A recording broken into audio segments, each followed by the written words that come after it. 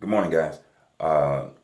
In the Gospel according to Mark, chapter 8, verse 23 through 25, Jesus comes to the village, and the people of the village, they bring a blind man to him and say, "Hey, can you touch him? Can you heal him?"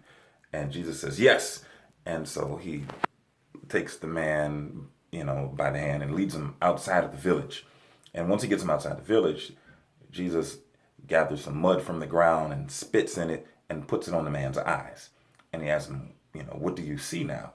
And the man says, "I see people, but they look like trees walking around." And Jesus says, "Okay." And so he bends down in the mud and, spits in it again and puts it on his eyes. He puts some more on there. And this passage of scripture speaks to me about the importance of more carefully governing your associations. To go back to the beginning, the first thing that we read is that the people of the village brought the blind man to Jesus. This says to me that they knew him. He had been around them for quite some time, and they bring the man to Jesus.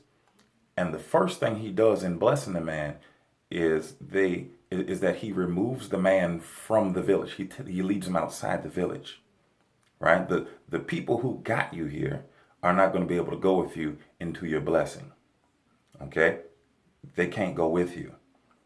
Because can you imagine that if he'd stayed in the village and grabbed up some mud and spit in it and put it on the man's eyes, can you imagine the thoughts of the people of the village saying, "Oh man, you gonna let him spit on you? You gonna let him spit on your eyes? I don't know, cuz that's nasty." Can you imagine the talk of the people who are guided by the thinking of the village?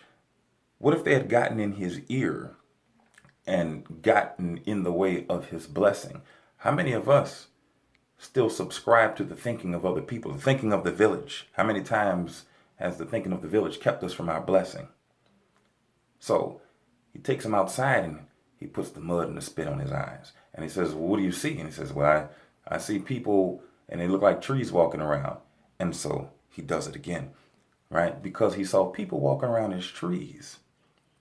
Again, properly governing your associations, even as you look toward the people who are outside your village and you see them walking around, you see them as trees, as the thing that nourishes you. No, sir. If you're going to go to the next level of your life, you have to understand that your nourishment doesn't come from people. I hope that helps somebody. Peace.